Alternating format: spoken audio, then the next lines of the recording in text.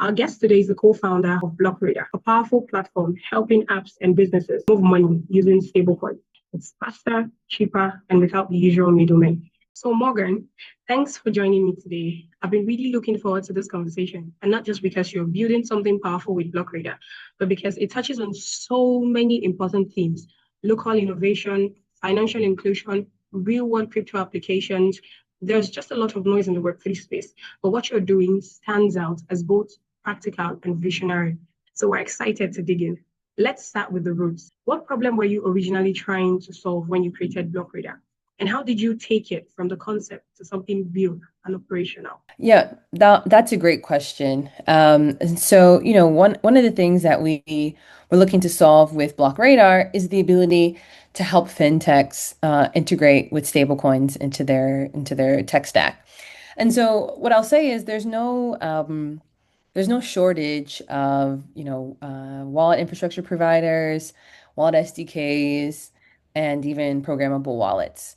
But what we found is that it was really hard for fintechs to find a solution that was really, developer first in terms of the API documentation, and then, had some of the, treasury management like tools needed to be able to really, plug your wallet infrastructure into their tech stack. And so Abdul, he was historically the CTO of LaserPay. And so LaserPay basically allowed organizations across Africa to have like a stablecoin payment gateway. And one of the things he said he wished he had during that time was wallet infrastructure. He struggled with trying to understand Fireblocks and Kobo and Turnkey and all of these other players at the time because he said like those solutions just didn't work for what he wanted. So when he left LaserPay, I think it was pretty clear to him that he wanted to build exactly what he thought was missing, for a fintech trying to power stablecoin payments. And so that's kind of how Blockradar came to birth. We are purpose built, and our core segment is fintechs in emerging markets. That's quite a powerful origin story. What stands out for me is how your motivation wasn't just theoretical or hype driven. You actually wanted to solve real world problems, and that was what pushed you into actually building Blockradar. So let's go deeper into what to build, how it works, and how people interact with it. So can you break down what happens when a fintech company integrates with Blockradar? Like what's going on behind the scene from onboarding to real time usage? Yeah, no, that's great. So basically, a customer, as they are curious about Block Radar and they want to, know how they can incorporate wallets into their organization, they come to our website and they book a demo. And the reason why we do that is because we like to intimately know the use cases of our customers because we really want to be able to help them with the integration into, our wallet infrastructure. So basically, that fintech comes to us, they set up a demo meeting, and then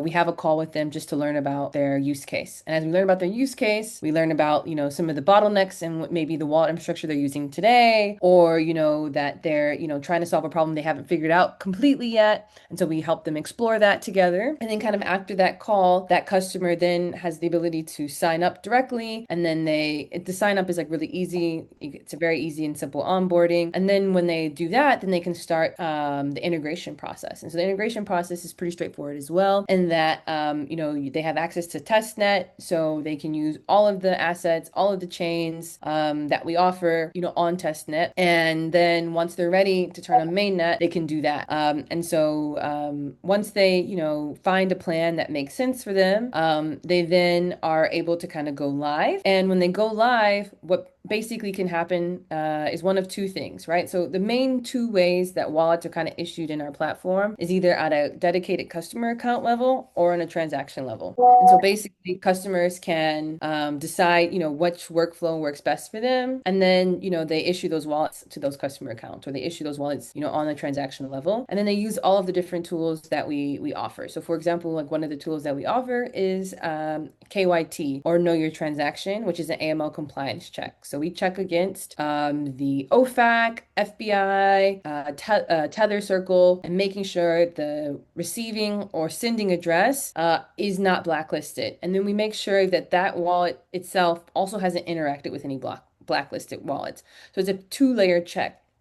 And so they're able to like leverage all of these different features through our API. So we have a dashboard where customers can, access all of these features, but we're generally API first, and so most of the customers can do that. And so then after they, have everything integrated, turned on, plan picked, as I mentioned, they can start, using all of those features right away. That was a lot. Yeah. Okay, well, what you've done is that you've kind of like found your middle path, offering these powerful tools without forcing companies to compromise their identity or their local strategy, just trying to make things easier and smoother for your customers. So now I'm curious about what this actually feels like for the end user. I mean, let's talk about user perspective. For someone interacting with a wallet or an app powered by Blockradar, what's their experience like? Are they aware of what's happening under the hood, or is it mostly invisible? It's exactly invisible, right? We like to tell people we're the invisible power source. And so it's invisible and it's by design, right? We want our customers to be able to leverage our infrastructure seamlessly into their tech stack. So, we have, customers who do this in different ways. We have customers like Shiga who, allows customers to on and off ramp their stable coins, and they issue dedicated customer wallets. And those wallets, customers just feel as a part of the Shiga use case, the Shiga experience. They don't think about Blockradar. They don't see it that way, right? They just use Shiga and they have wallets, right? And that's the same thing with customers like Aza. As they go through different transactions, the wallets are created. They don't know anything more than just the wallet is now associated to their profile. That's it. Now we do have, other options where we have like a payment link. And so those payment links kind of work like a pay stack sort of, checkout experience. And so in those cases, the customer will then go through a checkout similar to this that they do with a pay stack, and then, they're able to then pay with crypto. Again, they don't know a lot about Blockradar, but they just see a checkout experience as they would using any other fiat checkout experience. Yeah, I think that's brilliant. And I personally believe that the best tech is invisible. It's just there when you need it. And it doesn't get in your way. It just does what you want it to do when you want it to get it done. And now that brings me to something I find really exciting. There's been a lot of talk around stablecoin. In the past few months, everybody's talking about stablecoins, their impact, and the whole lot. So you've designed Blockradar to scale stablecoin transactions, which is quite huge in itself. But what I find particularly compelling is your focus on local stablecoins like cNGN. Now, how does integrating something like cNGN fit into your broader vision? Like, what new opportunities does this unlock? I hope I've not lost you. Yeah, no, this is perfect. You hit the nail on the head. And so now the cat is out of the bag. Now we are excited to announce that we, have a partnership with cNGN. And so for us, we're really excited about this use case because I think like a lot of things can happen for users in Nigeria who are using this, this local stablecoin. And one of the really interesting things for us is that we're going to be able to offer rewards, the cNGN that's held in the wallets for on behalf of our customers. And so our customers will be able to get rewards, and if they so choose to, they can offer those rewards to their customers as well. So this is a huge opportunity for our customers to be able to not have, this asset, this digital naira sitting in their wallet and just, not gaining any value, but now being able to actually have that gaining value and, their customers being able to have that value. So for me, that's really huge, and I'm really excited about that. I think the other things too is that, and this is one of the, really good use cases I think for a local stable coin is the ability to have more efficient on and off ramping, right? And so today, if someone is if a Nigerian is in the US and they want to send, money back to Nigeria, they might use USDC because it's easy to access in the US, and then they'll send USDC to their family member in Nigeria. And now that family member has to figure out how to off ramp that USDC, in a way that makes sense. And so now doing that, it really looks like P2P, right? And so P2P, they always say P2P is, quite expensive because it has this like inefficient on and off ramp tax, right? And so by having cNGN, now a customer can easily do the conversion to a cNGN, right? Having a much more better spread on that conversion, and then being able to offer up for almost free, right? Depending on the different, last mile providers. And so it becomes a really seamless and much more cost effective experience when doing these sort of cross-border transactions. So we're also really excited for people to have more efficiencies, with local stable coins. That's a powerful way of looking at it. Local currencies, when digitized, they don't just replace fiat.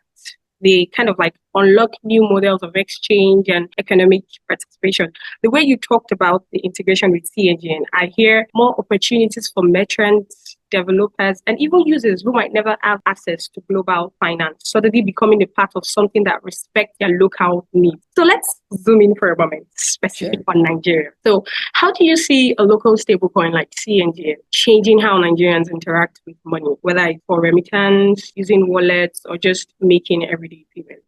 Yeah, I think it's a great question. Let's just talk about like a B2B use case, right? You have, maybe a digital agency or, outsourcing workforce platform that does needs to do, local payouts, right? And so those B2B use cases require today, fiat to be exchanged.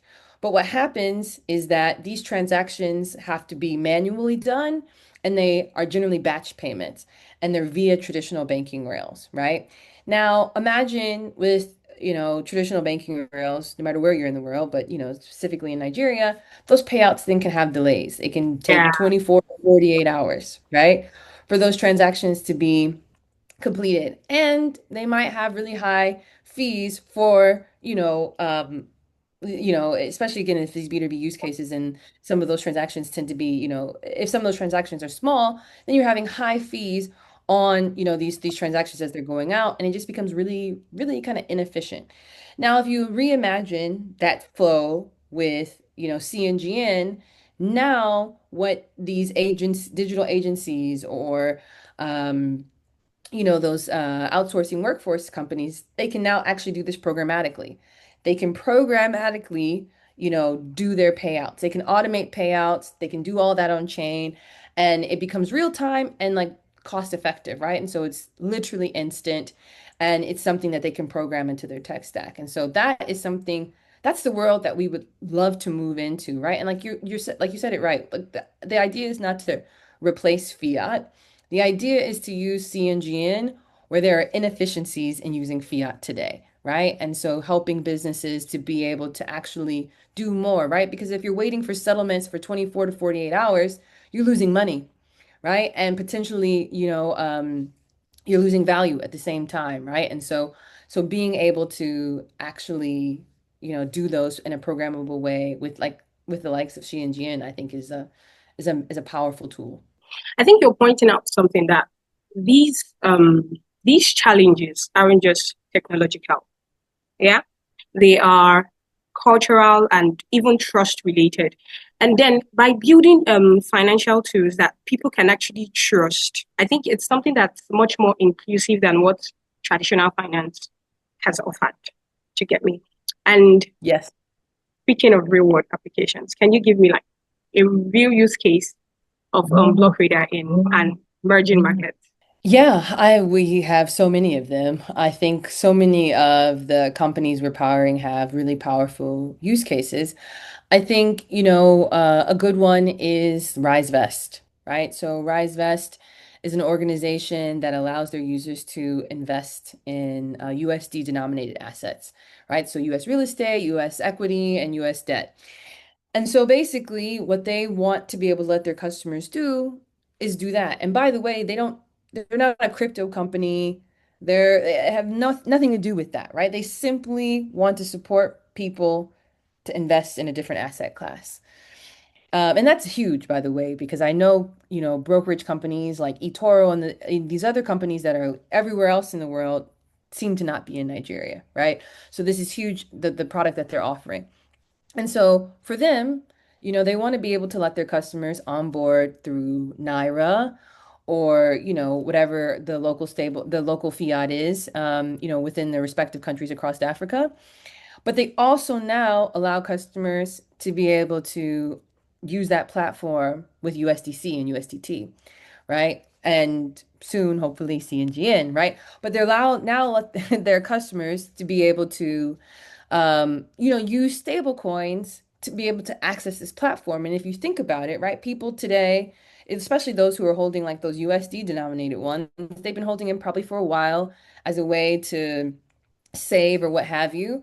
And now they don't have too many use cases to deploy it, right? And so now you can use that to deploy that into the application to be able to on ramp into this. And so yeah, and when using those USD denominated ones, it becomes dollar for dollar, right? So it becomes really easy. Now using cNGN also can be the way that they on ramp into that platform as well, because now they have the stable coin and want to be able to use it, in real world use cases. And so I think like this is a really amazing one. We're really excited about.